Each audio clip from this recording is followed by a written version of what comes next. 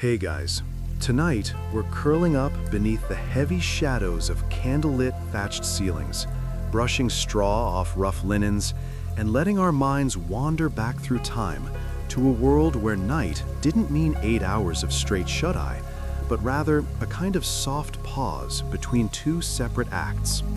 You probably won't survive this. If you had to live without electricity, heating, or memory foam, your modern soul might not make it past sundown. So, before you get comfortable, take a moment to like the video and subscribe, but only if you genuinely enjoy what I do here. And hey, post your location and local time in the comments. I love seeing where and when you're listening from. Now, dim the lights, maybe turn on a fan for that soft background hum, and let's ease into tonight's journey together. You trudge slowly down a dirt path that winds through a sleeping village. The year is 1327, give or take. There's no clock tower here, no digital watch buzzing your wrist. Time is told by light and shadow, rooster and bell, and your body doesn't so much obey the hour as it follows the rhythm of the sun. The houses squat low, timber-framed, their roofs puffed with moss. You pass by a stable where horses snort gently in the darkness, and then by a narrow window glowing faintly with candlelight. Inside, a family stirs. The children are yawning, rubbing their eyes, already wrapped in thick woolen cloaks. The day is dying. Night is not a single event, but a slow descent, one that has been anticipated for hours. There's no Netflix to wind down with, no doom scrolling until midnight. Most people, rich or poor, begin to retreat indoors not long after sunset, not because they're tired per se, but because the world becomes, quite simply, inconvenient, dangerous too. Travel by night isn't just frowned upon, it's often illegal. Local curfews in medieval towns are no joke. Bells would ring to signal the couvre-feu, literally cover the fire, a public reminder to douse your hearth, snuff your candles, and prepare for rest. You duck into one of these homes, a peasant cottage, small, smoky, and humble. The single room is crowded. Grandparents, parents, children, maybe even a lodger or two. There's not a lot of privacy, but what there is comes in the form of agreed-upon silence. People sleep in shifts, snuggle for warmth, and go to bed not because they're sleepy, but because darkness has won. You hear the creak of the door bar sliding into place. The light dims. Someone blows out a candle. It's not even 8 p.m. You're lying beside a fire pit on a mattress stuffed with straw. It smells faintly of mold and ash. The wind howls against the shutters, and outside, only the moon keeps watch. You close your eyes. But here's the thing. Sleep doesn't come all at once. Not really, and not all night. You drift into the first sleep. Historians still argue whether this first sleep was as uniform as it seems, but surviving references across centuries suggest that many people experience their nights in two distinct phases. This wasn't seen as strange. It was, in fact, expected. First sleep, then wakefulness, then second sleep. But we're not there yet. We're still sinking into that first descent. It's a heavier sleep, the kind that wraps your body like thick linen. Outside, the stars are high. The fire sputters. A dog barks in the distance. And here in the hush of the pre-industrial dark, time slows. Now imagine this. No buzzing street lamps, no glow leaking through the curtains, no passing cars, only blackness. Real, total blackness. It's almost liquid, so dense it feels like you could reach out and press your hand against it. You might think this is peaceful, and yes, it is, but it's also a little unnerving. The darkness held a power over people. It was the time of demons, of thieves, of sudden fires that could sweep through whole neighborhoods. There was a reason people locked their doors and drew their shutters so tight. But there was also something deeply restful about it. Bodies rose and fell with the cycles of natural light. And without the pressure of an 8-hour workday or a packed calendar app, sleep took its time. It wasn't rushed. If you woke in the middle of the night, you didn't panic about it, you just waited.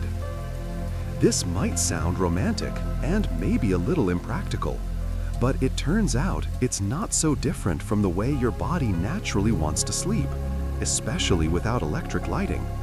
In fact, experiments done in the 1990s showed that when people were exposed only to natural light-dark cycles, they tended to fall asleep in 2 segments. They'd go to bed a few hours after dusk, wake around midnight for a quiet hour or 2, then fall into a second, lighter sleep before dawn. Basically, if you've ever found yourself waking up in the middle of the night and wondering what's wrong with you, nothing. You might just be sleeping like a 14th century baker. But let's rewind just a little. Before the waking, there's the winding down. What did that look like? For most people, the answer was simple: prayer, a light meal, maybe storytelling if your family had the energy for it. In wealthier households, the evening could include music, letter writing, or the reading of religious texts, though books were rare and precious before the printing press. You sit near a hearth, watching shadows flicker on the walls. A grandmother hums softly while braiding her granddaughter's hair. A man sharpens a small knife. The firewood crackles, spitting little sparks into the air. No one speaks much. It's as if the darkness demands a certain reverence. And there's another thing you start to notice. Time isn't counted in hours. It's measured by moments, by the pace of your own heartbeat, the settling of embers, the rising of the moon. The natural cues of the world replace the mechanical precision we're now so used to. No one asks, "What time is it?" because the answer doesn't matter. It's just night. Quirky detail? Some villages tried to enforce bedtime with a literal bedtime bell. If you were caught outside too late, you could be fined or even thrown in the stocks. Imagine your Apple Watch threatening public humiliation for staying up past 10. As you drift further into sleep, you realize something else. The bed isn't just a bed. It's a boundary between safety and danger, between day and night, between this world and, well, whatever might be on the other side. And with darkness stretching on for nearly 12 hours in winter, people had to find creative ways to endure the long, quiet pause between dusk and dawn. You shift. The straw crinkles. Someone nearby snores softly. The fire fades to embers, and the first sleep settles in like a thick fog. But don't get too cozy. There's still a whole second sleep to come. And between the two, well, the night is never as quiet as it seems. You're still walking, soft leather shoes brushing over packed earth, your breath visible in the chill evening air. The stars above are bright, bright enough to cast shadows. It's the year 1347, maybe 1191, maybe 1403. The exact date doesn't matter. What matters is this: the village is going to bed. But not for good. You slip past the timber-framed houses with thatched roofs and flickering candlelight in the windows. Inside, families are winding down. Not brushing their teeth, not scrolling, no. They're muttering quiet prayers, smearing goose fat on cracked heels, blowing out the tallow candle by the hearth. It's early, probably around 8:30 p.m. They call it first sleep, and it's exactly what it sounds like. The first chunk of sleep in a night that's gently divided into 2 acts. You probably haven't heard about it in school. You didn't see it in any Renaissance fair. But for hundreds of years across Europe and beyond, people didn't sleep all at once. They slept in 2 parts. First sleep, awaken period. Then second sleep. And not because they were weird or unhealthy or didn't have blackout curtains. They did it because of how the world around them moved, how the sun set, how the night stretched, and how the human body, left unbothered by artificial light, naturally settles into this segmented pattern. Mainstream history tends to brush over this. We get those tidy timelines and infographics, medieval peasants up at dawn, exhausted by dusk, collapsing in straw. But when you actually dig into the diaries, the sermons, the medical manuals, a richer, more complex picture emerges. People didn't just fall into a coma and stay there till sunrise. They had a rhythm, and you're walking right into it. Inside one of these homes, a one-room cottage, low ceiling, smoke curling through a hole in the roof, a family is drifting into first sleep. Not all at once. One child's already snoring. The mother is whispering an Ave Maria. The father shifts under the wool blanket, still half listening to the wind outside. You lie down with them, not in a weird way, don't worry, and you feel the heaviness of the day ease off your shoulders. Your eyes close, and then darkness. But not forever. About 4 hours later, around midnight, give or take, you stir. Not groggy, not alarmed, just awake, naturally. And so is everyone else. This is the waking hour. Historians call it the watch, or the nocturnal interlude. And it's not some random insomnia. It's an expected part of the night, a space between the halves of sleep. And what people do in this interval, that's where things get weird and beautiful. Some pray. Some get up and check the animals. Others make love. Yes, the medical texts recommend it during the waking interval for better fertility. Ancient Tinder, basically. Some even read or write, if they're literate, which isn't as rare as we're often told. And it wasn't just peasants doing this. We see it in monks, aristocrats, doctors, across classes. You find it referenced in Chaucer's tales, in 13th century Latin medical treatises, in 15th century dream books. One famous French physician even warned people not to schedule house calls before second sleep, unless they wanted to risk an unreasonably irritable patient. Mood. And here's the thing. No one saw this midnight wakefulness as a problem. It was expected. It was respected. The night wasn't a void to be conquered. It was a layered, breathing thing, something you moved through, not over. Contrast that with now, when waking up at 2 a.m. fills most people with dread. You grab your phone, you count the hours left till morning, you spiral, you wonder if you're broken. But 500 years ago, you just sit quietly, maybe tend the fire, maybe hold someone's hand, maybe whisper a few prayers in the dark, then drift gently back into second sleep. And second sleep? It was often deeper, dreamier, and even preferred. Some accounts suggest people believed that the second sleep brought more vivid visions, closer to divine messages. And sure enough, modern sleep studies have found that REM sleep often dominates the second half of the night. You're not imagining it. Your dreams are weirder at 4 a.m. And that's by design. Historians still argue whether this segmented sleep was truly universal or just common among certain regions and classes. Some argue it was the norm only in Northern Europe, where winter nights stretch long. Others claim it was broader than we think. Traces of it show up in Africa, in ancient Islamic texts, even in East Asia. But regardless of exact boundaries, there's no denying that for a long time, across a wide stretch of human history, people weren't trying to sleep like machines. They were sleeping like humans. And the gap between first and second sleep, it wasn't a glitch. It was sacred. So you rise now, imagining yourself among them in the middle of that long, lovely night, and you walk outside into the moonlight. The village is quiet. A few other figures are moving, soft shapes wrapped in cloaks, maybe on their way to the church for matins. And you feel something strange and ancient in your chest. This isn't insomnia. This is permission. To be awake, to exist gently, to fall asleep again when it's time. And it will be time. Soon, the sun rises slowly. None of this digital clock nonsense. No blaring alarms or phone vibrations against a nightstand.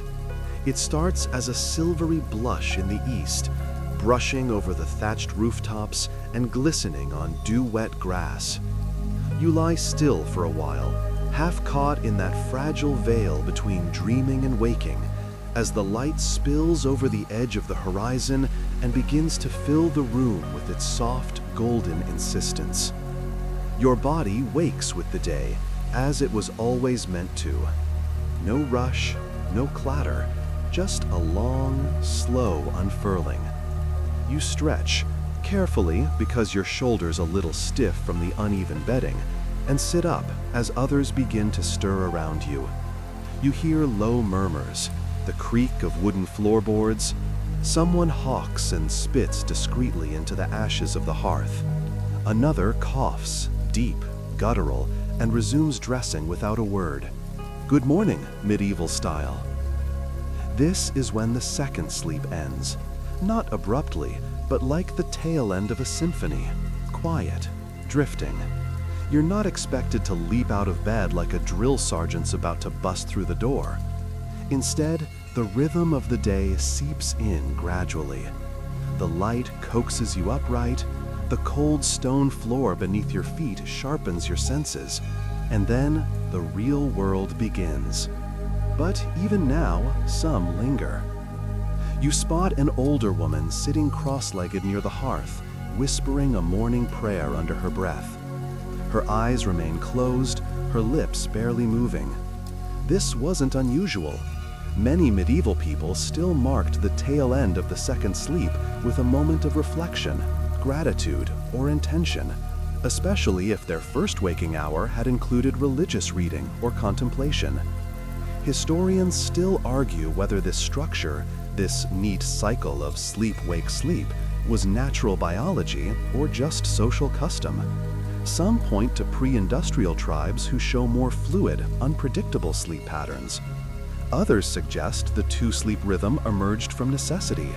Long nights, no screens, nothing else to do but sync with the dark. But whatever the cause, it clearly worked for centuries. And it influenced so much more than just bedtime. You move through the day now, passing people who all seem content. Not bright-eyed and bushy-tailed, no. This is still medieval Europe, and there's a pig in the street, and that guy over there is cleaning something suspiciously red off his apron. But there's a sense of acceptance, of synchronicity. The day flows forward not in jolts and crashes, but in a meandering stream. And when night comes again, the cycle repeats. First sleep, watch. Second sleep. It's not a prescription. It's simply what your body expects. There's no need to force it. No sleep trackers or white noise machines. Just darkness and light, and the subtle cues of fire and stars, and the chirp of the occasional owl. One fringe detail you stumble upon while chatting with a local herb woman. She sells a nighttime tea blend to help induce the first sleep. Made from mugwort, valerian root, and, oddly, dried lettuce leaves. Yes, lettuce. Apparently, in medieval folk medicine, lettuce had mild sedative properties. You sip it politely and try not to make a face. Sleep, you realize, isn't just a biological function here. It's cultural, spiritual, even medical. Texts from this period often include advice about balancing sleep with the four humors: black bile, yellow bile, phlegm, and blood. Too much sleep might be an excess of phlegm. Too little, that's the bile acting up. Either way, you'd probably be bled just to be safe. They really loved a good bleeding. You wander into a monastery for a different perspective. The monks here follow an even more segmented schedule. They rise at midnight for matins, then return to bed, then wake again at dawn for lauds. Their sleep is sacredly interrupted, ritualized. You almost envy them the peace in it. Their eyes are soft, voices quiet, movements deliberate. They seem to float more than walk. In contrast, villagers adapt their rhythms to the seasons.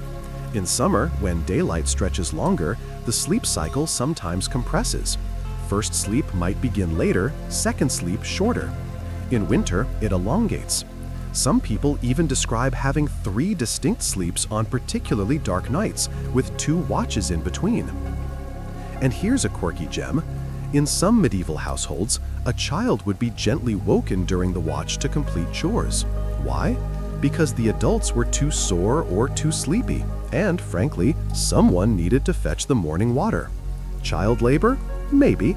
But let's just say the idea of the midnight dishwasher wasn't totally invented by modern teenagers. What's most fascinating, though, is how normal all of this is. There's no name for insomnia, no panic about interrupted rest. Being awake at 2 a.m. doesn't send anyone into a spiral of self-diagnosis and WebMD doom scrolling. It's just part of the night, a gentle slope, not a cliff. And by syncing with that natural ebb and flow, people seem to hold on to something we've misplaced: trust. Trust that the body will rest when it needs to, that being awake isn't always a problem to fix, that stillness in the dark can be a gift, not a glitch. You find yourself dozing again near the edge of the hearth, long after sunrise, listening to the clatter of pots and the smell of barley porridge thickening in a pot. Someone chuckles nearby, telling a half-remembered dream from their second sleep. You catch just a piece of it, something about a goose and a bishop and a collapsing tower. And it makes no sense, but it makes you smile anyway. Because in this world, dreams matter. And sleep? Sleep is not just a means to function. It's a realm, a cycle, a culture unto itself. By now, your body knows what to expect. As evening approaches, the rhythm of the medieval day begins to fold inward, like petals curling after sunlight. The market winds down, the animals are settled. A low hush creeps over the village. No one announces bedtime, but you feel it coming, steady and certain, like a tide washing toward shore. You've eaten something simple: rye bread, a bit of salted fish, and a warm stew of root vegetables. The fire is stoked again, low and crackling. Around you, the day's noise has dimmed into murmurs, the kind of background hum that makes your eyelids heavy. And soon enough, first sleep returns. You lie down, no mattress, no duvet, no orthopedic pillow, just straw, some wool, and your own breath slowing as the dark presses gently over your thoughts. The village becomes still. A few dogs bark in the distance. Somewhere a wooden shutter creaks in the wind. And then, nothing. You slip into that first heavy sleep. Science today tells us this first segment, roughly from sunset to midnight, is when deep sleep dominates. The kind with the slowest brainwaves, where dreams are fewer but the rest is deepest. You feel it, a kind of heaviness in your limbs. Your muscles release and your breath finds a rhythm all its own. But what you don't know, what no one in this century could have guessed, is how your sleep has been shaped by something invisible: artificial light. It's hard to overstate how transformative electric light would one day become. It didn't just let people stay up later, it rewired the way we understand night itself. Before gas lamps and light bulbs, darkness wasn't an obstacle to be conquered. It was an accepted boundary. When the sun dipped below the horizon, your day dipped with it. And the fire, the candle, these weren't tools to push back the night. They were accents, soft pools of glow within a much larger shadow. They allowed for movement, not disruption. Historians still argue whether the spread of artificial light single-handedly destroyed the two-sleep cycle, or whether it was more about shifting work schedules and urban growth. Likely, it was a combination. But what's clear is that once cities glowed and streets buzzed with after-dark activity, sleep changed. Fragmentation gave way to compression, and the watch, The quiet hour between was swallowed whole. But here, in this darker world, it survives. You wake again. Just like the night before, your eyes flutter open after a few hours of first sleep. You aren't alarmed. No one is. Around you, others have stirred as well. A candle is lit. Someone rustles in their bedding, stretching. You hear a soft sigh. Maybe someone giggles. Maybe you do. This time, you decide to explore a bit. You wrap yourself in a cloak, thick, scratchy, but warm, and pad out into the courtyard. The night air is bracing, clean. The stars are monstrous above you, sharp and bright, as if they've been carved into the sky with a chisel. You walk without purpose. No phone, no flashlight, just the glow of a single tallow candle flickering in the wind. As you pass doorways, you catch glimpses of other lives. Families murmuring, children being tucked back in, someone sharpening a blade near a fire, another man writing slowly with ink and quill. It's a kind of magic this hour, neither day nor night, not truly waking, not dreaming, and somehow you feel more yourself here. Not the version who hurries from task to task, but the one who breathes, pauses, waits. The scholars and monks of the time knew this space well. In fact, for them, it was often the most productive part of their day.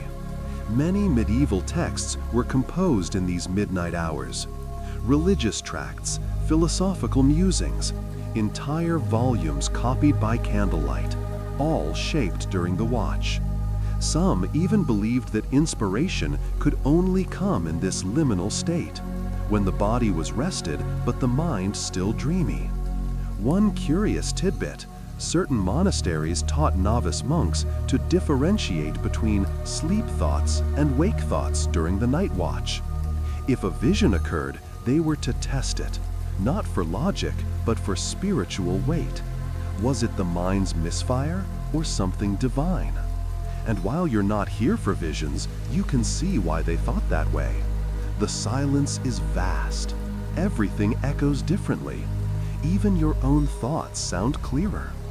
A fringe belief, preserved in an old 12th century almanac, people born during the watch were said to be gifted with the sight, able to sense things others could not. Ghosts, weather, fate. Some even became midwives or healers, working by intuition sharpened in the hush of the night. Superstition? Probably. But here, under these stars, anything feels possible. You sit for a while on a stone bench. Let the night pass over you. You imagine doing this every night, rising in darkness, tending thoughts like a secret garden, then sinking back into a second dream. And slowly, you feel it come on again. That pull, that return. You stand, brush dew from your cloak, and head back inside. The candle burns lower now. Others are already slipping back into sleep. A baby murmurs in a half-dream. A man hums a melody so soft you wonder if it's just your imagination. And you lie back down. This is second sleep. You're used to it now. You welcome it. It doesn't crash in. It drifts, gentle and silken. You feel your body soften, your breath stretch, and the last thing you hear before it all fades again is a whisper in the dark. Someone murmuring a line from memory, or scripture, or a prayer that no one else quite catches. Maybe it's a blessing. Maybe it's a dream already forming. But it lingers with you like the last glow of a candle before the wick gives in to night. You wake again, this time not from the rhythm of sleep, but from the rhythm of bells. The morning tolls. It echoes across the fields, down the winding dirt paths, through open shutters and heavy wooden doors. It's not intrusive exactly, more like a summons, a reminder that the sun has risen, the second sleep has ended, and the day is beginning whether your eyes are ready or not. You shift under your blanket. Your breath fogs slightly in the cool air. The fire has died down to embers, and someone is already up, coaxing it back to life with gentle pokes and a few dry sticks. You smell smoke, oats, damp wool, and something vaguely sheepish. Welcome back to medieval reality. Unlike your modern routine, which probably begins with some light existential dread and a battle with your phone alarm, this wake-up feels inevitable, like your body knew it was coming. Not jarring, just expected. This is a world ruled by rhythm. The church bell is one kind of clock. There are others, roosters for one. But there's also the natural light, the sounds of animals stirring, and the feel of cold seeping into your bones. Time here isn't measured in blinking digits or smartphone notifications. It's observed, sensed. And yet, somehow, it all still works. Your host family rises too. You hear the children thudding around above you, laughing at something. A woman mutters about fetching water. The man of the house is already outside, chopping wood like it's the most normal thing in the world to do before breakfast. You rub your eyes. You're tired, yes, but it's not the dull ache of sleep deprivation. It's more like sleep residue. Your mind still holds traces of the second sleep's last dream. Something about a lantern, a winding path, and a face you didn't recognize but somehow trusted. You shake it off. Or try to. Historians still argue whether the dreams of second sleep held more symbolic weight. There's debate over whether that lighter, morning-leaning REM phase was considered spiritually significant. Some religious texts treat early morning dreams as cleaner visions, more likely to carry divine messages. Others caution that the closer a dream is to daylight, the more it reflects earthly confusion. Either way, people remembered them, talked about them, wrote them down sometimes. There's even a surviving 13th century dream dictionary, which assures you that dreaming of bees means prosperity, while dreaming of a donkey suggests you've been stubborn lately. Gee, thanks. You climb out of bed slowly, stepping onto the cool stone floor. The first task of the morning, washing your face with a splash of water from a shared basin. It's freezing. Effective, though. Outside, the day has begun. Chickens scatter. Smoke curls from chimneys. A child runs past you barefoot, shrieking joyfully as he's chased by a sibling. In this pre-coffee world, people just operate. No one seems to need a motivational podcast or an espresso shot to become functional. Breakfast is basic but hearty. Gruel, maybe some black bread, if you're lucky, a sliver of cheese. You eat slowly. The family chats. There's talk of weather, a neighbor's cow that wandered off, a visiting friar who apparently snores so loudly no one within 10 houses slept properly during his stay. The mood is light. The day stretches ahead, full of chores and repetition, but no one rushes. And you begin to see it. How the whole culture is shaped around this rhythm of rest and wake, not as a luxury, but as a framework. The hours are flexible. There's space to breathe. If someone looks drowsy mid-morning, no one blinks. They nap. If someone wakes in the night, it's not considered a crisis. It's life. Even the legal system took this rhythm into account. Court hearings? Often held mid-morning or early afternoon, well after everyone had completed second sleep and eaten. Medieval charters sometimes even refer to timing events betwixt sleeps, or upon the second waking, as if everyone understood exactly what that meant. Imagine trying that at a modern office. Let's circle back after my second sleep and a little porridge. Might raise a few eyebrows. You step outside with a wooden pail in hand. Time to fetch water from the well. It's not far, just down a muddy path. But as you walk, you notice something subtle. You're more alert than you expected, sharper even, like your mind has had time to gear up, not just slam into gear. This is what natural sleep cycles offer, A phased return to wakefulness. No crash, no cortisol roller coaster. You've had a night with 2 rests, a quiet intermission, and now you're re-entering the day as if waking were an art. A fringe practice some medieval villagers engaged in during the late morning? Communal resting. After working through first tasks, milking, sweeping, baking, some would gather again for mid-morning bread, and even a few moments of seated rest or storytelling. Not quite a nap, not quite leisure, just slowing down before midday. You pass a group doing just that. Elderly women perched on stools, mending something by hand and sharing stories. One woman tells a tale about a dream she had during the night. She saw her late husband standing in a field of wheat, smiling. The others nod solemnly, as though this is more than memory, it's message.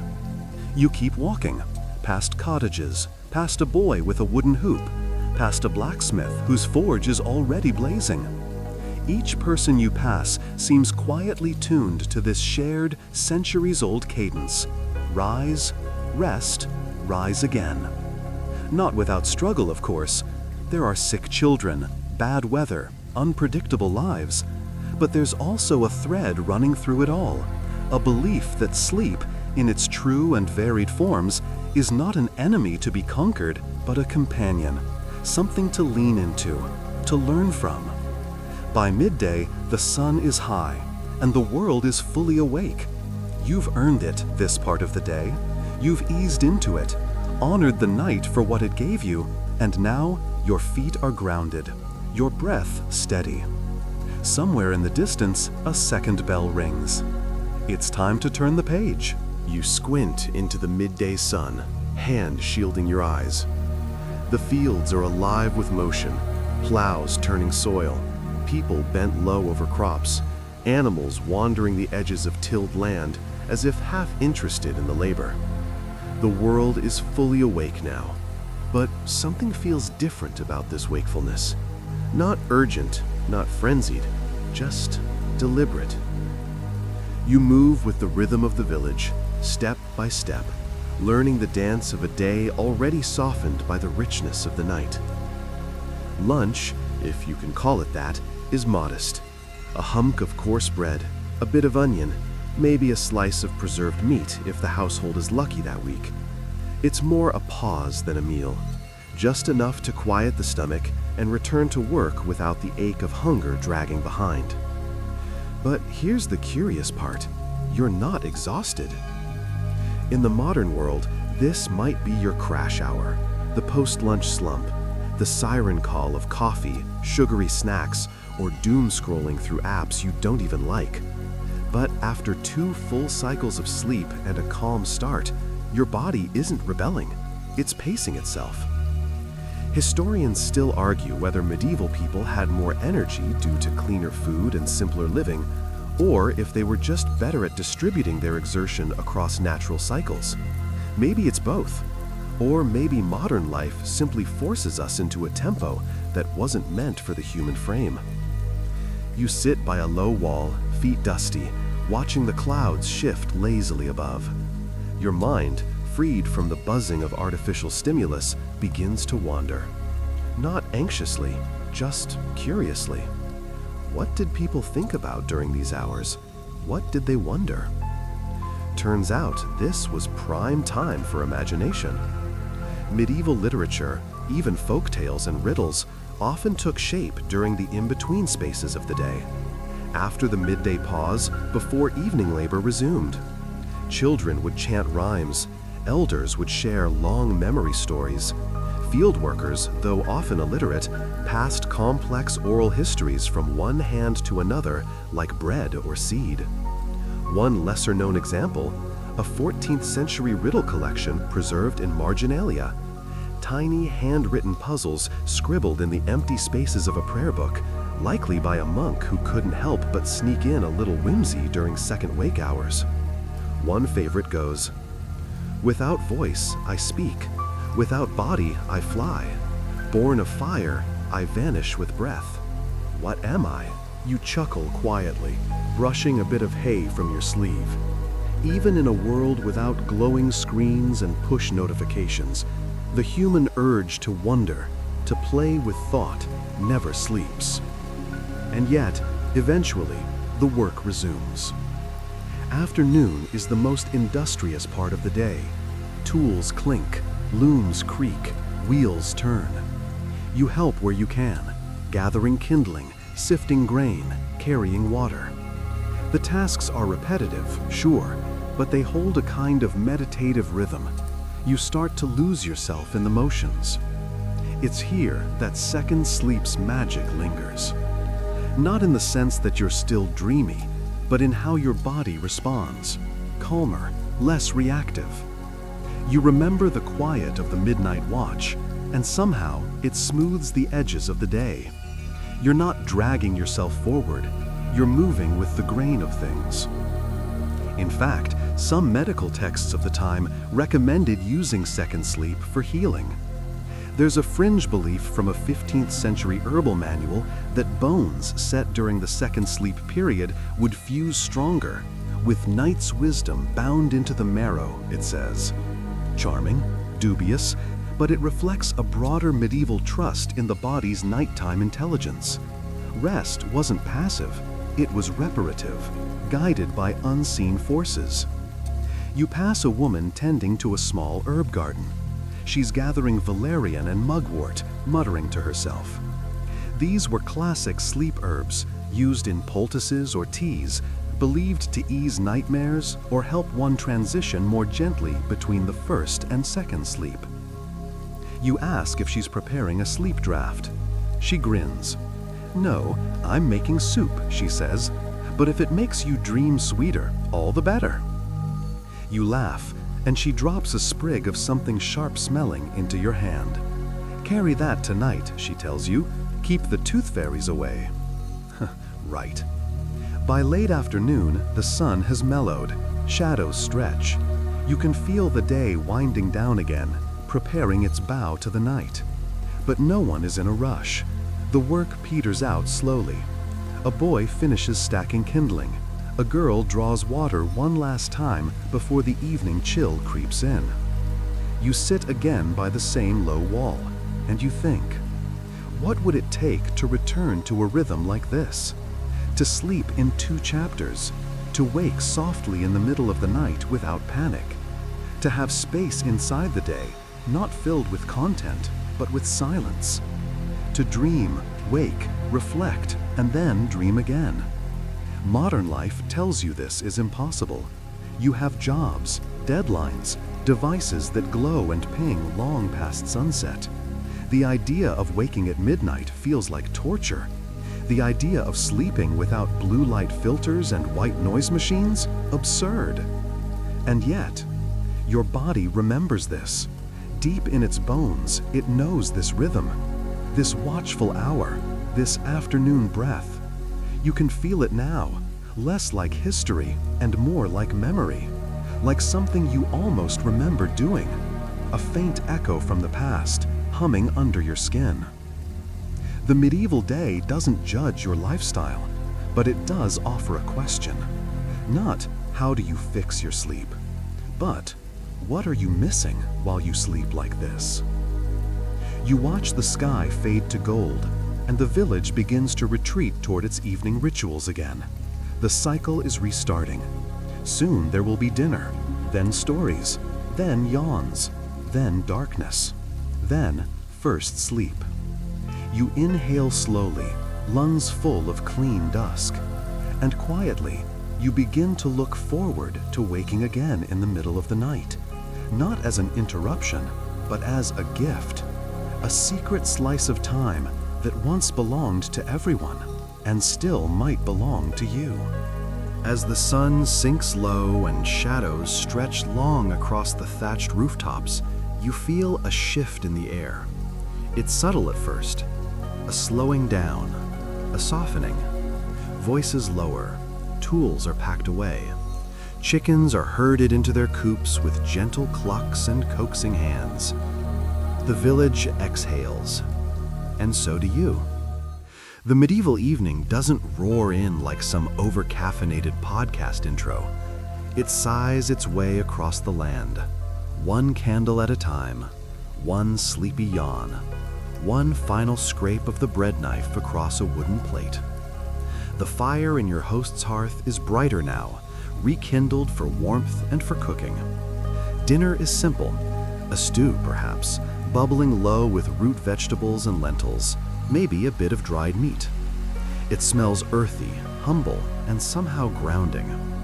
You eat slowly, surrounded by the hush of evening rituals. There's laughter, not the loud performance kind, but quiet amusement. A story retold, a child's observation, a joke that doesn't quite land, but everyone appreciates the effort. No one's in a rush. There's nowhere to be. It's here, in this stretch between dusk and first sleep, that another kind of magic unfolds. This is the watching hour. Not watching in the Netflix sense, but watching in the spiritual, observational sense. You sit near the fire and simply be. You watch the flames dance. You watch your thoughts settle. You listen to the slow thump of footsteps upstairs, to the quiet hiss of logs splitting from heat. This is the hour for storytelling, prayers, or sometimes just silence. And curiously, this is also when you feel your second wind. Modern people often refer to it as the evening boost, that strange burst of alertness around 8 or 9 p.m. when you should be winding down, but your brain decides to narrate your entire 7th grade trauma instead. Medieval folks didn't fight this rhythm, they used it. Many would read if they could, or listen to others read aloud. There's evidence from monastic life that entire groups would chant psalms or prayers together after dinner, fully alert, fully present. Even some lay people kept a few lines of sacred text or folk poetry memorized for this hour, words to fill the quiet. A charming little example survives from a 14th century Welsh manuscript, a short verse to be spoken before first sleep, meant to keep the mind soft and the body still. Let the stars count my worries. Let the wind carry them far. With earth below and dreams above, let sleep mend what I mar. Kinda sweet, right? You lie down not long after, tucked once again under a heavy woolen blanket. The fire has dimmed to a comfortable glow. Your body knows what to do. This is not the manic energy of midnight screen staring. This is surrender. First sleep begins. It doesn't take long. Your breath deepens, your limbs forget their tension. The ceiling beams above blur into abstraction. Dreams start their slow crawl into your mind. Abstract at first, then story-like. A flicker of a field, the sound of hooves, someone calling your name from far away. And then, darkness. But this time, you're ready for what comes next. You wake in the middle of the night again, not with confusion, not with panic, with curiosity. The fire has nearly died. There's a hush over the whole household. You hear no voices, no movement, and yet you're not alone. The entire village is likely stirring in their own quiet way, some praying, some whispering, some just sitting up in bed thinking thoughts too delicate for the daylight. You sit upright. You're aware now that this second sleep rhythm isn't simply about splitting the night in half. It's about creating a boundary, a sacred pause. The medieval world made space, genuine space, for the middle of the night. It was allowed. Modern culture doesn't make this easy. You're taught that waking up at 2 a.m. is a crisis, that your body is betraying you, that you must chase sleep like a wild animal in the dark. But here, waking is a chapter in the Book of Night. It's part of the story. Historians still argue whether this middle wakefulness was entirely voluntary.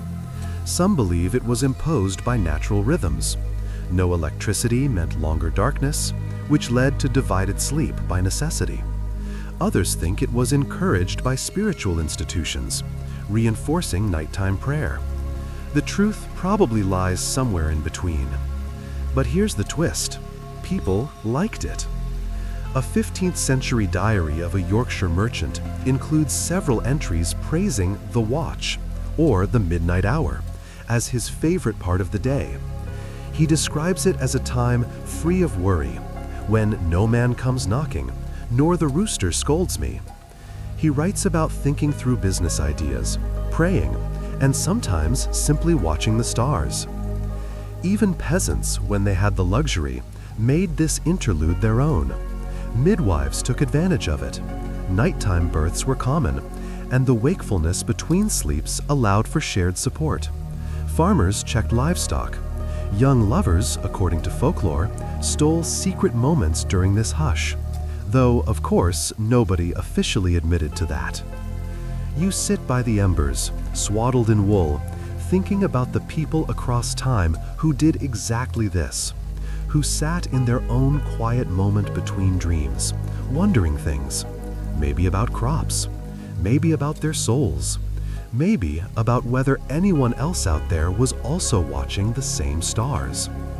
In fact, you slip outside for a moment. The sky is vast, the stars dazzling. You forget how bright they can be without city lights. There's Orion, unmistakable, and a few you can't name, but that doesn't matter. You stand in the stillness, breath visible, the world held in pause. This is what modern sleep lacks: space. Space to think, to dream with your eyes open, to not feel like sleep must be wrangled into submission. The medieval night had a texture, a layered quality. Sleep came in waves, and wakefulness was a gentle shore between them. Eventually, you return to bed. Sleep will come again, not forced, not chased, just welcomed. And when it does, you'll enter second sleep with a kind of ease your modern self might envy. You'll dream again, perhaps clearer this time, perhaps stranger. And in the morning, you'll remember that the night didn't just happen to you. You participated in it. You stir just before the sun does. There's no alarm clock, only the faintest gray light seeping through the cracks in the shutters and the gentle murmur of movement below stairs. It's the world waking up slowly, in no rush, like a cat stretching from a warm nap. You've just completed your second sleep, and you feel okay. Not dazed, not groggy, not like you've been yanked out of a dream by a digital buzzsaw. Instead, you feel folded neatly into the morning, rested but not overly so, alert but in a soft, stretch-your-back kind of way. This, you realize, is the forgotten art of rising. In the medieval world, mornings weren't a gauntlet of caffeine, traffic, and inboxes. They were gentle, by necessity, yes, but also by design. A slow return from the dream world, aided by predictable rhythms and light physical activity. You step quietly from your sleeping nook, careful not to wake others still in the tail end of their second sleep. Downstairs, someone is stirring porridge. The scent is subtle and earthy, barley maybe, or oat. A few dried apples tossed in. Nothing fancy, but it smells like welcome. You sit near the hearth, wrap your cloak tighter around your shoulders, and sip a mug of something warm. Possibly mead, possibly a herbal infusion. Either way, it beats whatever instant coffee you're used to. You glance at the people around you. They aren't rushing. They aren't checking calendars or muttering curses at the day ahead. There's a quiet preparation happening. Someone mends a strap on their sandal. A child feeds the chickens. Another pokes lazily at a bit of leftover ash, drawing squiggles and swirls with a stick. It's peaceful. And now that you've seen this whole cycle, first sleep, the waking watch, second sleep, you begin to understand something that modern schedules have tried their best to forget. Sleep wasn't just for the body, it was for the spirit too. Even in the most practical terms, medieval people knew rest couldn't be divorced from meaning. They didn't frame exhaustion as a personal failing. They didn't boast about how little they'd slept. They didn't wear burnout like a badge of honor. If someone wasn't getting proper rest, it was a communal concern. Either something spiritual, like sin or worry, or something physical, like poor air, bad herbs, or disruptive noises. And then there were dreams. Oh, dreams mattered. Even among peasants with no formal education, dream interpretation was a casual pastime. A husband might mutter over porridge, "I dreamt of a white dog chasing me through the woods." And someone else might nod sagely and say, "A visitor's coming, possibly a stranger, possibly an enemy." Of course, most of this was folklore, like the belief that dreaming of teeth falling out meant pregnancy or death, depending on the region. But it reveals something crucial. People listened to their dreams. One fascinating fringe text from the 12th century, a kind of homebrew dream dictionary, divides nighttime visions into dreams of the belly, caused by what you ate, dreams of the soul, true messages, and dreams of the devil, you don't want to know. And yes, that last category includes anything involving bears wearing shoes. Historians still argue whether dreams were truly trusted or merely gossiped about, but there's no doubt they were considered part of the soul's conversation with the world.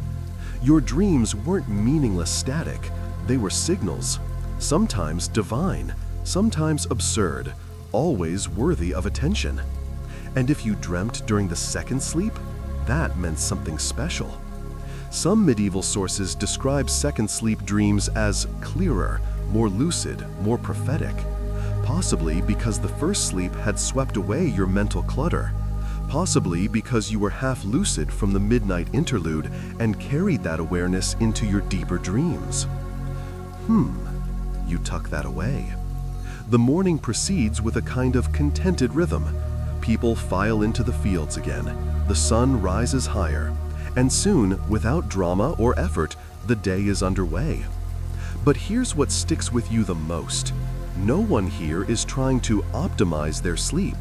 No one is reading 5-step plans for sleep hygiene or buying weighted blankets endorsed by social media monks.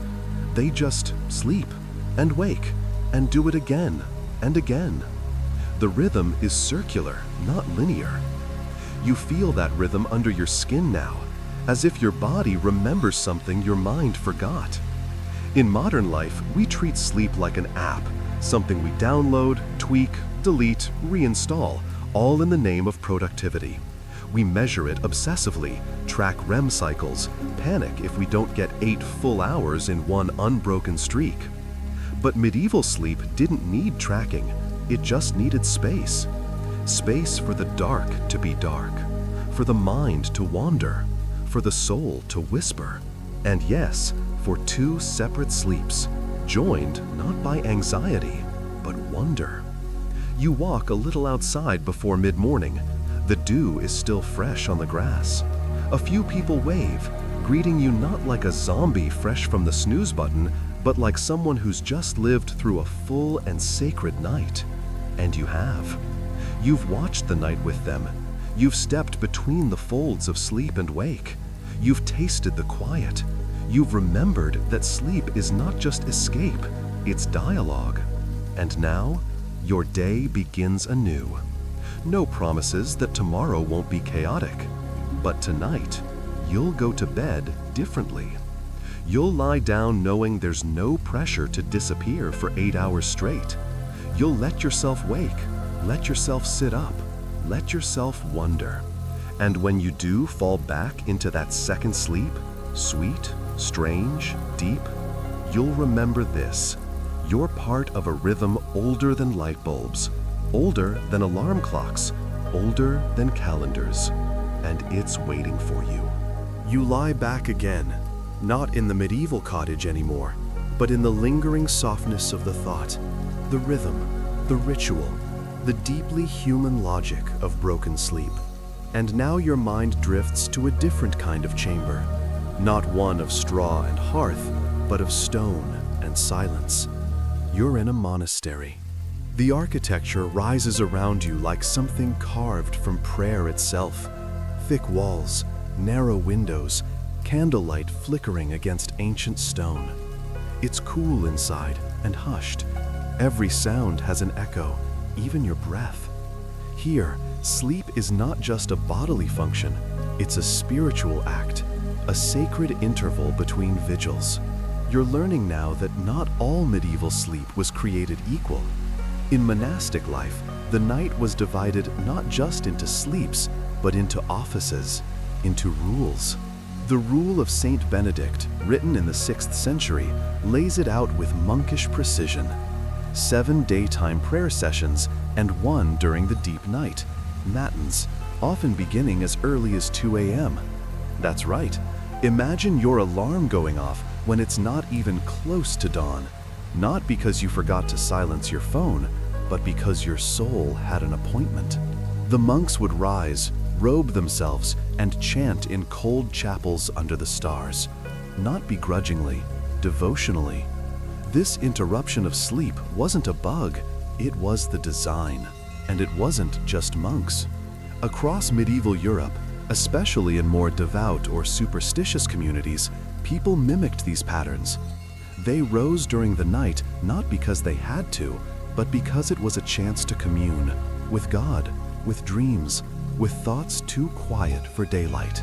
There's something oddly comforting about this, isn't there? Imagine waking up at 1:45 a.m.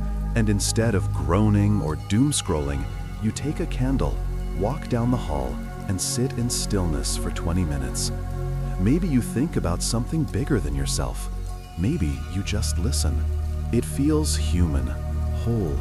Historians still argue whether common folk regularly practiced these semi-monastic routines, or if such piety was more myth than mass behavior.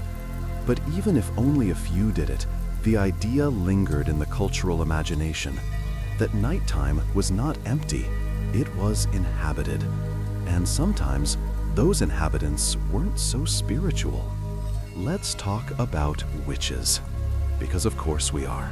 The medieval middle-of-the-night hours, especially the gap between first and second sleep, were also thought to be a time when strange forces stirred. In some regions, it was called the wandering hour, a window when spirits moved more freely, when the boundaries between dream and waking, between this world and the next, got a little wobbly. You probably wouldn't have gone walking alone at this time, not unless you had a very good reason, like checking on a cow in labor, or retrieving a runaway goat, or, casting a minor love hex on your neighbor. These hours were ripe for superstition. Fringe texts from rural Germany describe people leaving bowls of milk on their doorstep during the middle wake for the little folk. In Wales, there were whispered warnings about crossing paths with the Wile, a ghostly apparition said to follow those who disturbed the sleep of the land. The line between dreaming and waking was thin, and some used that to their advantage. Lucid dreaming, yes, even back then, had its place in mysticism. Manuals from certain mystic sects described midnight clarity as the best time to experience true visions. One 13th century anchorite claimed she spoke to angels in that gap, and believed that everyone, not just clergy, had access to divine dreams, if they were quiet enough to listen. So much was packed into those hidden hours. Prayer, magic, cows, angels, possibly all four in one very intense dream sequence. But as you imagine it now, you see the real point. Waking in the night wasn't an interruption, it was a door. A door you could walk through into thought, or devotion, or curiosity, or restlessness, and no one blamed you for it. That's the hardest part to explain to a modern brain trained on productivity metrics and 8-hour guarantees. That in the Middle Ages, waking up wasn't a failure. It wasn't a sign of imbalance, or deficiency, or caffeine mismanagement. It was normal, expected, valued. It meant your body was following the rhythm set by sun and season. And if you didn't fall asleep right away after waking, no big deal. You could recite a psalm. You could think about your sheep. You could whisper a dream to the person beside you and fall back into silence. There's even evidence, though lightly documented, that couples sometimes used the midnight interval for intimacy. Quiet, unhurried, half awake. The kind of connection that doesn't need to be scheduled or uploaded. It just exists. A monk in the 11th century even complained in writing that lay people use the sacred hours for foolish chatter and passion, which, coming from someone who gets up to chant in the freezing dark, feels more like jealousy than theological concern. Your brain, meanwhile, is beginning to draw connections between those monks at Matins and the person staring at their bedroom ceiling in 2025, wondering why they can't sleep. Between a medieval shepherd murmuring a folk prayer in the darkness and someone today trying a meditation app at 3 a.m. Between your second sleep and the peace you forgot was possible. You shift mentally back to that stone monastery. You picture a single monk seated near the altar, head bowed but eyes open. He's not waiting for the sunrise. He's already in the middle of something sacred. So are you. And when sleep returns, as it always does, you know you'll fall not into a void, but into part 2 of a story. A chapter with fewer expectations, deeper dreams, and an invitation to remember that you are not broken for waking. You are ancient. You are rhythmic. You are folded into a system that has always, quietly, patiently, made room for you. The fire is low again now. Your eyes begin to soften. There's no hurry. You'll sleep again soon. You slip through time again, as softly as a breath, back into the hum of a medieval village. But this time, you're not nestled in a monastery or bundled in a manor bed. No, you're somewhere more ordinary, somewhere in the middle, a little market town halfway through the 14th century. There's a low fog in the early morning air and damp straw beneath your feet. It's neither rich nor poor here, just alive. You pass a bakery where the scent of fresh rye bread coils into the street like a sleepy ghost. A few chickens peck near a trough, their day already underway. Somewhere, a boy shouts something about firewood. Somewhere else, a dog sneezes. You can feel the soft chaos of life rising, hour by hour. But what catches your attention this time isn't the bread or the dog. It's the rhythm, the way people move through the day, folding sleep into it like thread through a loom. Sleep, it turns out, wasn't just a nighttime affair. You see a weaver napping, slumped comfortably against a sunny wall in the late morning. A blacksmith's apprentice dozes near the forge while waiting for the coals to glow just right. Inside a chapel, a priest bows his head in prayer, or maybe just resting his eyes longer than strictly necessary. Sleep happens in pieces here, and no one seems ashamed of it. In fact, many medieval people embraced what you might call microsleeps. Not just the famous biphasic pattern, first sleep, midnight wake, second sleep, but naps, little dips in and out of consciousness scattered throughout the day. You could catch a few minutes of rest after a heavy meal or while listening to a sermon. Just don't snore too loudly. These moments were as normal as washing your hands or tying your shoes. It was part of life. This isn't laziness, it's practicality. Most work in the medieval world wasn't performed under constant supervision or deadlines. A farmer might rise with the sun, work through the early morning, and rest when the heat peaked in the afternoon. A merchant might take a quiet moment behind his stall during slow hours. It was understood that the body had its own tide. Historians still argue whether medieval people slept more or just differently than we do. But one thing is clear: rest was flexible, adaptable, a tool, not a failure. And you can't help but wonder what it would be like to live that way now. Imagine your day allowing for pause instead of punishing it. Imagine not dragging yourself through that miserable 3 p.m. wall with caffeine and sheer spite. Instead, you'd maybe find a sunny patch near a wall and nod off for 20 minutes. No judgment, no productivity guilt. Even professional guilds acknowledged the body's limits. Certain town records suggest that in high summer, laborers were granted longer midday rests, not out of kindness, but out of sheer biological necessity. When the sun scorched the fields, sleep was survival. A short nap under a tree could mean the difference between getting through harvest season and collapsing before sundown. There's even a record from a 14th century French town that included something truly scandalous: a designated nap room in a communal workshop. Okay, it wasn't padded or soundproofed, but it existed.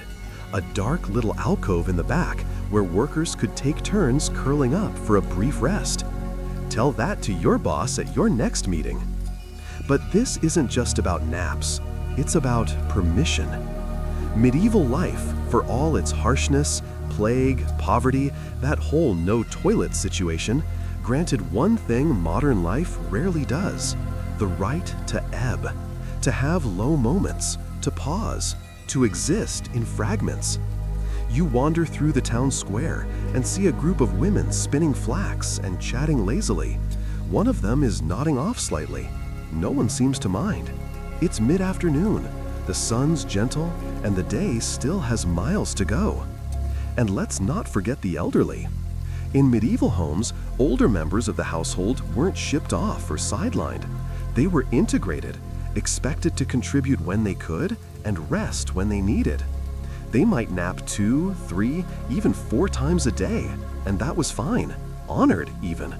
Wisdom was never in a rush. And children? Oh, they slept like puppies, all over the place, curled next to bread ovens, slumped beside hay carts, drooling on someone's shoulder during Mass. Again, no one called it misbehavior. It was just another part of being alive in a body. In fact, one fringe monastic manuscript from the 1200s offers a delightfully human footnote. Even the holy child of the abbey is permitted to doze, for sleep is the balm of the innocent. Which is a poetic way of saying, sometimes you just gotta nap, even if you're supposed to be praying. You pause now near the edge of the village, watching the sky turn honey-colored.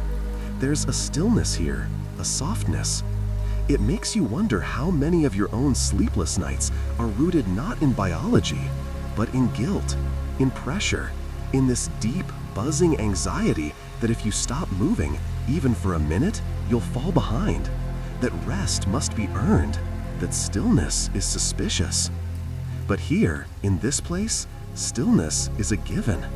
You don't need to earn your sleep.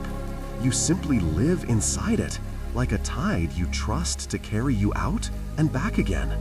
And slowly, as the sun slips away, you can feel your own rhythm softening again, your thoughts slowing, your breath settling.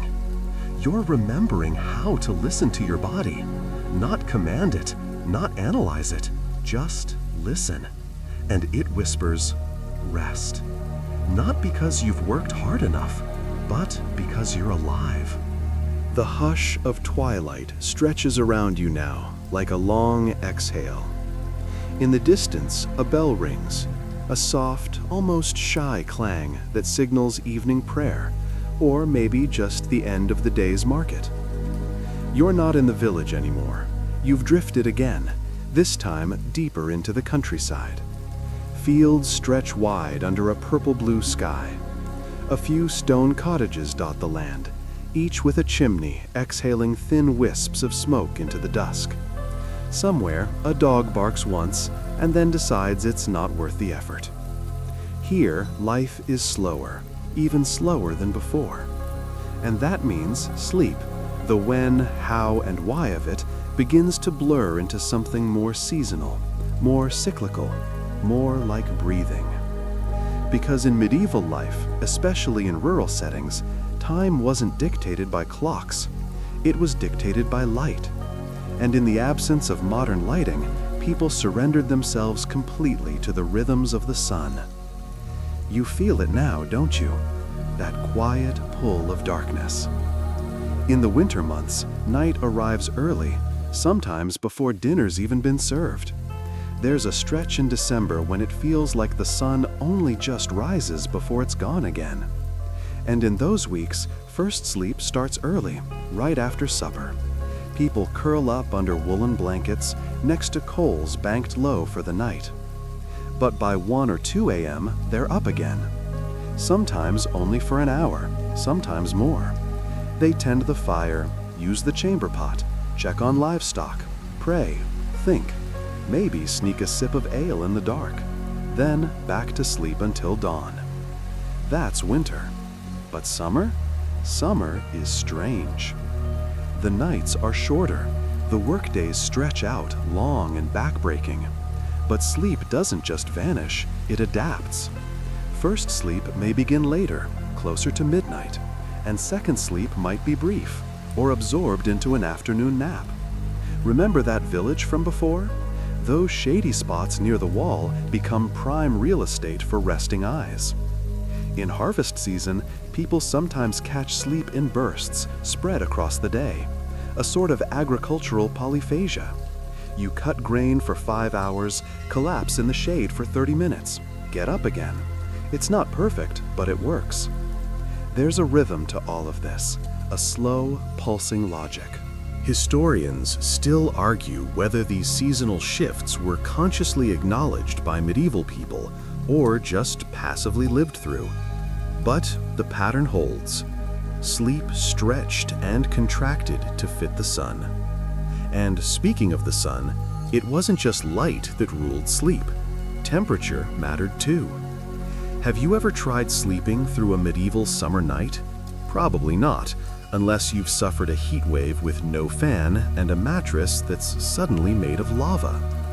Medieval homes lacked insulation, yes, but they also lacked windows that opened properly. On hot nights, people might take their bedding outside, to porches, gardens, rooftops. One traveler's account from 14th century Spain describes families lying under fig trees, staring up at the stars until sleep came. You imagine that now. The stone wall warm from the day's heat, the air thick with the scent of grass and distant figs, crickets chirping, you lying flat on your back, blinking up at constellations that haven't changed in 1,000 years. There are worse ways to fall asleep. Fringe sources from Southern Europe even mention communal sleep gardens, shared spaces where townspeople could rest outdoors during the hottest nights of the year. A mix of practicality and social chaos, no doubt, but also a reminder that sleep wasn't always private. It was a public need, openly acknowledged. And that brings us to something we haven't talked about yet: communal sleep. Because, let's be honest, you've probably gotten used to the modern idea of sleep as solitary. Maybe 2 people in a bed, tops, everyone in their own room, doors closed, sound machines on. But in the medieval world, privacy was a luxury few could afford. Families, often large, often poor, slept in one room, sometimes in one bed. Children, grandparents, neighbors visiting from 3 villages over, people bundled up together like sardines, partly for warmth, partly because there simply wasn't anywhere else to go. And it wasn't just homes. Inns, especially in busy market towns or along pilgrimage routes, offered what were called common beds. You'd rent space on a mattress and wake up next to a stranger who snored through your dreams and possibly stole your boots. It was chaotic, but it was accepted. One surviving innkeeper's ledger from 15th century England actually offers discounts for sharing a bed with 3 or more people. Sleep wasn't sacred or sealed. It was social, messy, uncontrolled, but oddly comforting in its way. Because sleep wasn't something to hide. It was something everyone did, together, in rhythm with the seasons, the weather, the heat, and the dark. And just think, what would your sleep look like if you didn't fear being seen? If you could stretch out in a public garden on a warm night among your neighbors without shame? If you could doze off on your porch while fireflies blinked in the grass and no one judged you for being human? There's something deeply liberating about that. You feel it in your chest. The idea that maybe you don't need to force yourself to sleep on a schedule designed by factories and alarm clocks and bright blue phone screens. Maybe your body already knows. Maybe it's always known. It just needs permission.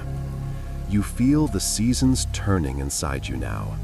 Winter's heavy blanket, summer's open air, autumn's cool reprieve, spring's restless energy, and your sleep shifts with them, like tides pulled by an unseen moon. This was the way. Not perfect, not scientific, but real and enough. And as you lie there now, listening to the imagined rustle of straw, the low breath of wind through fig leaves, the faint memory of distant bells, you feel your own rhythm adjusting. You are not broken. You are seasonal. You are tuned, like a string on an ancient lute, to the slow, soft music of the world before clocks. You stir in the warmth of that imagined summer night, body slack with rest, thoughts softened to the texture of fog. But tonight's story doesn't let you drift too far just yet. It tugs gently like a lantern in the dark, pulling you somewhere unexpected, into the curious crossroads where medicine, myth, and midnight dreams once met. Because if you were a medieval sleeper with questions, why you can't stay asleep, what those vivid dreams mean, or why you keep waking at the same eerie hour, there were people who claimed to know the answers. Some wore robes, some carried herbs, and some read your dreams like they were maps to the soul. It's time to visit the sleep doctors. Only, they didn't always call themselves that. The earliest sleep specialists in Europe weren't physicians, not exactly. They were a strange mix of scholars, clergy, midwives, monks, and healers. People who studied sleep not just as a physical necessity, but as a window into the divine and the diseased. In monasteries, you might find a learned brother poring over Galen's texts by candlelight, writing in the margins with inky fingers, notes on when the body sleeps best, what foods disturb rest, what prayer might calm the heart before bed. Meanwhile, across the countryside, a village herb wife gathers poppy pods and valerian root, tucks them into a linen sachet, and places them beneath your pillow to help you sleep through your grief. One practice, two worlds. You sit now in one of those low, smoky huts, listening to the quiet scrape of mortar and pestle. The air smells of lavender and damp earth. A woman with crow's feet and steady hands is whispering about dreams, how some visit like gentle friends and others claw like demons. And either one, she says, might be a sign or a warning. Dreams in the medieval worldview weren't just random flickers of brain activity. They were serious business. Heaven-sent visions, devilish temptations, or sometimes just too much cheese at supper. People believed dreams could predict the future, diagnose hidden illness, or reveal spiritual weakness.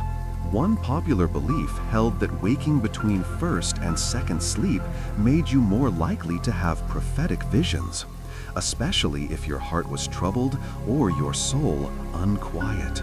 So, if you found yourself awake at midnight, staring into the thatch above your bed with thoughts that felt like riddles, you weren't broken. You were being spoken to. Historians still argue whether this was faith or just very sophisticated guesswork. But the culture around dreams was so widespread that manuals were written, actual dream dictionaries that tried to interpret every sheep, serpent, or flying fish your slumbering mind might conjure. Some of these guides are hilariously inconsistent. Others are oddly poetic. A flying bird might mean freedom or the death of a cousin. A bridge could suggest travel or a risky romance. And if you dreamed of teeth falling out, well, Even they thought that one was bad news.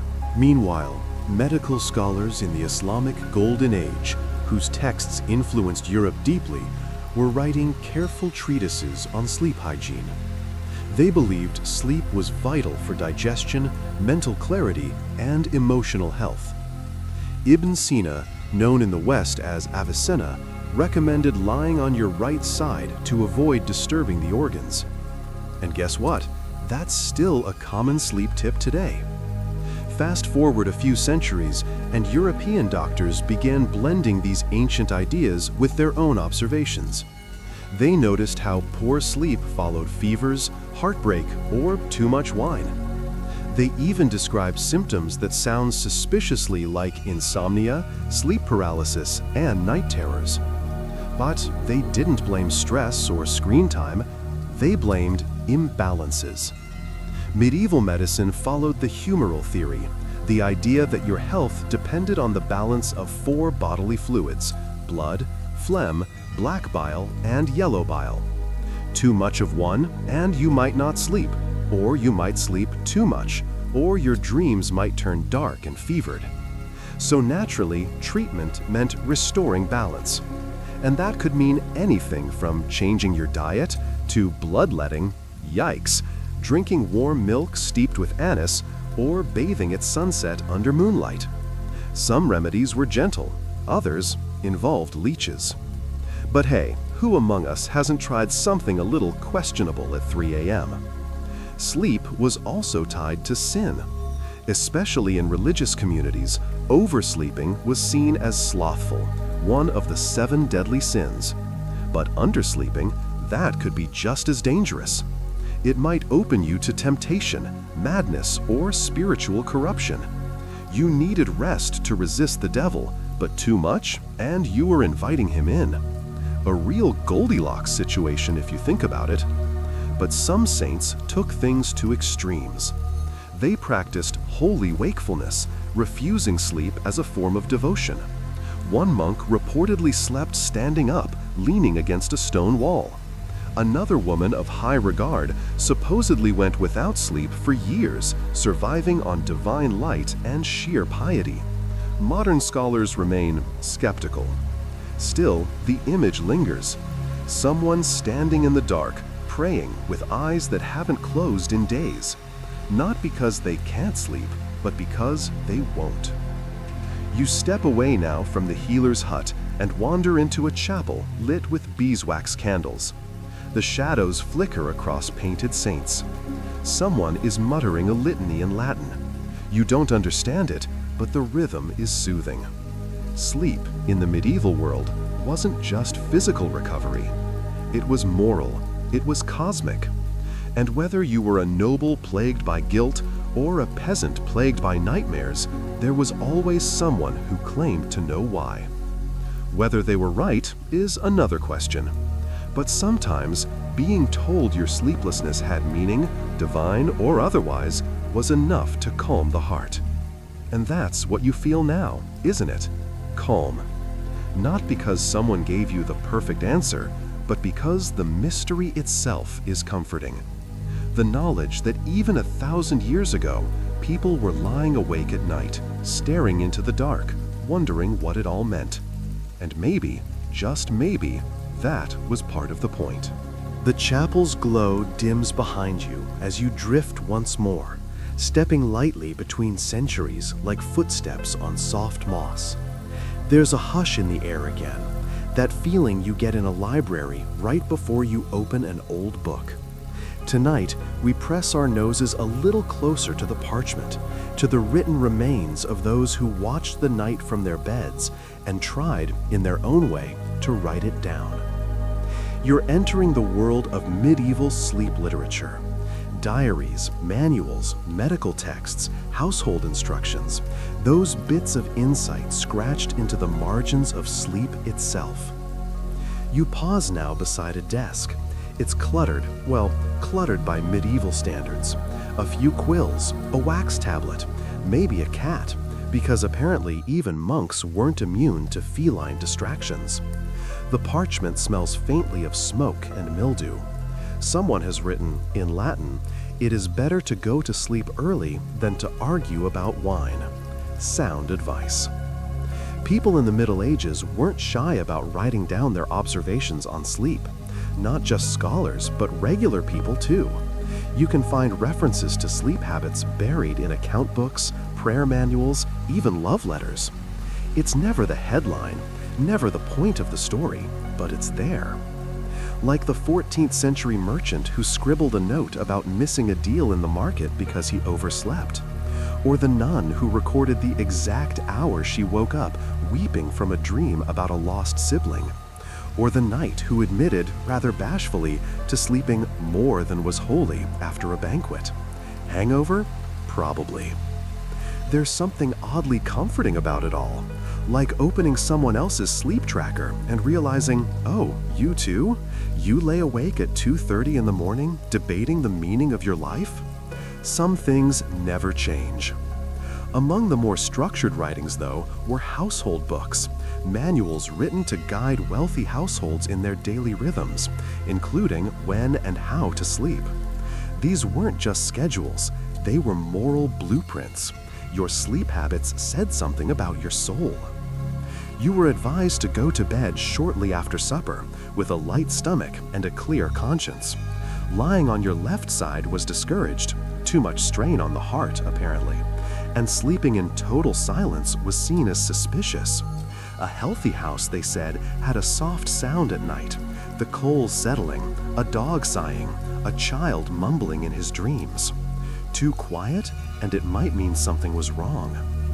You imagine that now, a house asleep like a living organism, breathing in the dark, everyone wrapped in their own woolen cocoon, but still connected, still aware. Even the servants, if they were lucky, got their hours. In some better managed estates, staff followed a kind of rotational system, rising before dawn to start the fires, napping in the afternoon after chores. Not exactly luxurious, but for the time, not awful. And then there were the sleep prayers. These are among the most beautiful artifacts of the period. Whispered lines passed down through generations, meant to soothe the soul before rest. Into thy hands, O Lord, I commend my spirit. Let me sleep without fear and rise with mercy. Some were written inside psalters, books of devotion kept beside the bed. Others were memorized, repeated like lullabies in the dark. In noble homes, these might be recited aloud by a priest or house chaplain. In peasant cottages, mumbled softly beneath the covers while the wind rattled the shutters.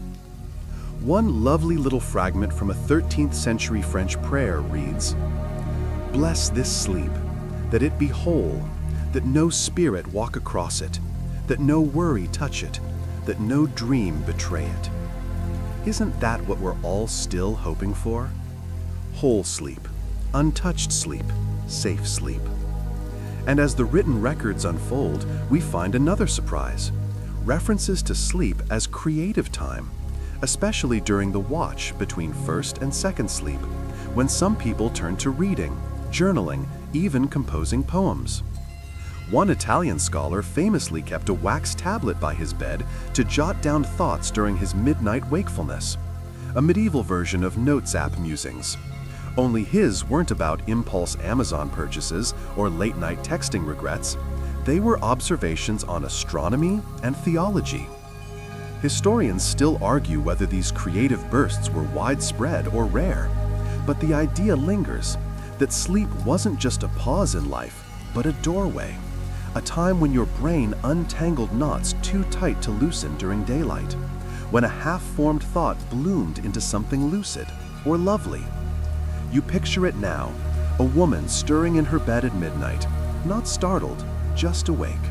She lights a taper, reaches for her psalter, scribbles something in the margins, not because she's anxious, but because she knows this time is valuable, gentle, liminal, hers. Maybe the most important writing in history didn't happen at desks. Maybe it happened by candlelight, half dreaming, heart half asleep. That idea sticks with you, as does the thought that sleep itself, so often dismissed as empty time, was once honored, studied, even blessed. Of course, not all was dreamy parchment and midnight poetry. There were the warnings too. Some texts described sleep as dangerous, especially for women, a moment of vulnerability, of potential demonic visitation or wandering thoughts. Manuals advised women to avoid certain sleeping positions, certain dream topics, even certain pillows, especially ones stuffed with herbs considered arousing. Yes, really. One popular superstition claimed that if you slept with your mouth open, evil spirits might fly in, which, if nothing else, is solid motivation to invest in a good bolster. But as absurd as some of this seems now, you can't help but respect the effort. They were trying to understand something mysterious, to codify it, bless it, explain it. And in that way, they weren't so different from us. Still keeping logs, still arguing over blue light, still whispering prayers or meditating or journaling or knocking back melatonin tea in hopes that sleep will come quickly and leave kindly. You ease back now, one hand resting lightly on that imagined parchment, the ink still drying on someone's midnight thought. The room around you, real or not, is lit with a single candle, and as its flame sways in the draft, you remember, even the flicker of a candle was part of the sleep ritual. That soft glow said, "You are safe, you are seen, you can rest." So now, you do. You linger in that candlelit hush, the flame swaying like a heartbeat, and step softly into the final stretch of the medieval night. We've talked about how people slept, what they dreamed, and who tried to explain it all. But now we come to the quiet question at the edge of it all. Why did this way of sleeping fade? What happened to the second sleep? You open your eyes in a modest 18th century bedroom, wooden floorboards, a small iron stove, maybe the faint ticking of a grandfather clock. The air smells faintly of coal smoke and linen starch. Something has shifted. This isn't the Middle Ages anymore. And your sleep? It's about to change. Historians still argue whether second sleep ever fully disappeared or simply evolved. But by the time we reach the Industrial Revolution, we can say this much for certain.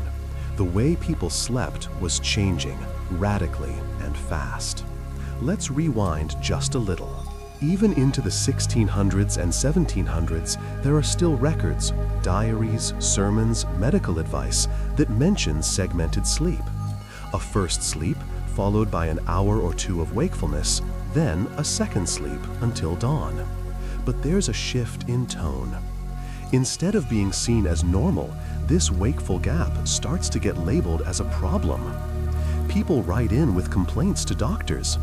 "I wake in the middle of the night and cannot return to sleep." Physicians respond with advice on warm drinks, light reading, or, no joke, counting sheep. But what's missing is the assumption that this waking was normal. It's now being medicalized. Sleep, once a communal, flexible, and sacred rhythm, is becoming standardized. Why? Well, let's blame the lamps. Artificial lighting, especially street lamps and home oil lamps, begins to change how long people stay up. In cities like London and Paris, streets are lit past midnight. Coffee houses buzz with conversation deep into the night. The new definition of a productive citizen is someone who stays up working or socializing long after sunset. So, bedtime gets later. The old pattern, sleep at dusk, wake at midnight, sleep again, just doesn't fit anymore. Suddenly, the gap between first and second sleep isn't useful, it's inconvenient. Meanwhile, with industrialization in full swing, the idea of time itself is tightening. Factory bells, train timetables, shift work all demand a new kind of sleep, one that's efficient, compressed, and predictable. You can't exactly tell your boss you were late because you were meditating during your nocturnal intermission. And so, sleep gets squeezed. 8 hours, straight through. one tidy block, or else there's something wrong with you. It's a subtle cultural shift, but a powerful one. Sleep moves from being part of a sacred, flexible rhythm to being a personal responsibility. Sleep well, and you're disciplined. Sleepless, you're lazy, anxious, or ill. And with that new standard comes guilt. Recognize that feeling? That modern loop of, I should be asleep by now, or why can't I fall asleep faster? It has roots in this period. People begin to judge themselves not by how rested they feel, but by how efficiently they slept. The irony, of course, is that this new model, 8 hours straight through, isn't actually ideal for everyone. Our circadian rhythms are more varied than that. Some of us wake naturally in the night, just as our ancestors did. But now, instead of seeing it as an invitation to reflect, to stretch, to be still, we reach for our phones, or stare at the ceiling, or spiral. So what happened to second sleep? It didn't die. It was rebranded, or rather, forgotten. And yet, here's the twist. It's coming back. Today, sleep researchers and chronobiologists are re-examining historical sleep patterns. They're realizing that broken sleep isn't always bad. In fact, it might be perfectly natural for some people to sleep in 2 shifts, especially when there's no artificial light around. In controlled studies where people live without screens, electric lights, or alarms, many of them revert to a biphasic pattern. First sleep, a waking interval, then second sleep, just like the old days. And people report that their dreams feel more vivid, their anxiety drops, their bodies feel more rested, even with the same total amount of sleep. It's almost like the medievals were onto something. You now step outside into the cool dawn of some imagined future, half real, half remembered. Maybe it's your own backyard. Maybe it's a medieval field that's followed us here. The grass is wet with dew. The sky is that soft blue before sunrise. You've just finished your second sleep. And for a moment, you feel a kind of peace that modern life rarely offers. Not because you slept perfectly, but because you slept naturally. We live in a world that's obsessed with optimization. Biohacks, sleep trackers, bedtime routines with 15 steps. But sometimes what we need isn't more control, it's more permission. To let our bodies wander back to rhythms we never meant to lose. Maybe your midnight wakefulness isn't insomnia. Maybe it's history tapping on your shoulder. A whisper from a time when the night was long and slow and yours. So tonight, if you find yourself awake at 2 a.m., don't panic. Maybe light a candle, read a few pages, write a line or two in that journal you keep meaning to fill. Watch the shadows dance on the wall. And when you're ready, slip gently into your second sleep. Because it's still there, waiting for you, just like it always was. You breathe in, slow and deep, standing on the edge of centuries again. This is where it all leads. The quiet knowledge that sleep is not just biological, but cultural, emotional, almost spiritual. Tonight's story began in the flickering dark of a medieval hut. And now, with every blink, every breath, you feel how deeply sleep has shaped not just your body, but your place in time. Because sleep isn't just something you do, it's something you inherit. You lie down again, only this time it's not in a castle or a cottage or a monk's cell. It's in your own bed, in the now, your mattress, your sheets. But somehow the echoes remain. And with that, let's finish by pulling all the threads together. Let's glance just once more through the centuries at what was lost, what we're relearning, and the surprising ways we've circled back to the very things we left behind. First, you think back to how medieval people treated sleep as a communal experience. Families bundled into beds, servants nearby, even animals curled on the straw. Privacy wasn't expected. And while that sounds like a nightmare to modern sensibilities, hello, personal space, it also meant no one was lying awake at 3 a.m. thinking they were broken. If you stirred at night, someone else probably did too.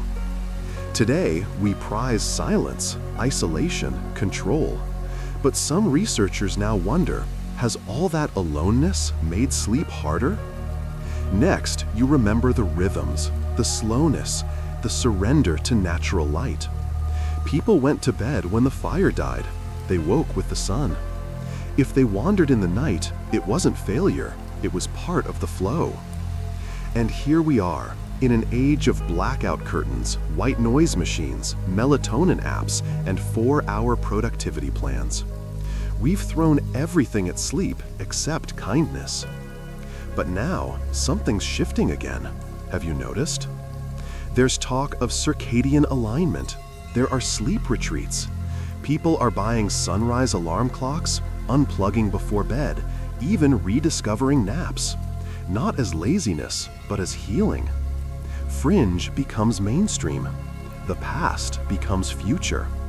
And the most radical thing you can do? Sometimes it's as simple as going to bed earlier. You also reflect on how the medieval world wasn't afraid to give meaning to sleep. Prayers, dreams, the sacred watch between sleeps. They knew sleep could be mystical, a bridge to something more. Today, we're finally circling back to that too. People are learning to treat sleep as a practice, not just a thing that happens when you're tired. There's sleep journaling, lucid dreaming, meditation, even dream incubation studies at MIT, trying to shape dreams like stories. Which, let's be honest, sounds pretty medieval. And lastly, you smile a little here. You remember how they used to get up in the middle of the night and do nothing. Just sit, pray, stare into the dark. Let their thoughts settle like dust in a sunbeam. No productivity, no getting ahead, just being. And maybe that's what's worth recovering most of all. Not a perfect sleep schedule, not a historical reenactment, but the freedom to accept that sleep isn't a clock to be punched, but a landscape to wander. To give yourself permission, as they once did, to wake gently in the dark and whisper to the silence, I am still here. You reach the end now, of the night, of the journey. The shadows grow longer, then fade. And in your bed, in your time, with your breath slow and steady, you return to the rhythm your ancestors knew by heart. The one that says, it's okay to rest. It's okay to wake. And it's okay to sleep again. So now, just let go. Let go of the candles and the monks and the stone walls. Let go of the ticking clocks and the apps and the blue light guilt. Let go of everything that says sleep has to look a certain way. Because here, in this soft, slow moment, the rules blur, the lines dissolve, the world quiets. All that matters is the weight of the blankets, the shape of your breath, the gentle stillness that cradles you now, like arms you don't need to see to feel. You are not alone. The past is with you. Every sleepy farmer, every dreaming nun, every wide-eyed child listening to wind rattle the shutters in the night. They've all left little echoes, little breadcrumbs for you to follow back to rest. And they whisper what you already know, deep down. You're allowed to be tired. You're allowed to sleep in parts. You're allowed to wake and wander and return. Let the soft darkness hold you. Let the fan hum like a distant lullaby. Let your thoughts stretch out like limbs, long and light and loose. And if you wake later, for no reason at all, Don't panic. Just remember the medievals. The psalter beside the bed. The dog shifting in its sleep. The candle flickering with no urgency. It's not a problem. It's just part of the rhythm. And somewhere between one sleep and the next, you'll find yourself drifting, effortlessly, into the quietest part of the night. That deep, safe place where time forgets itself. So, good night now. Good night again. And good night once more.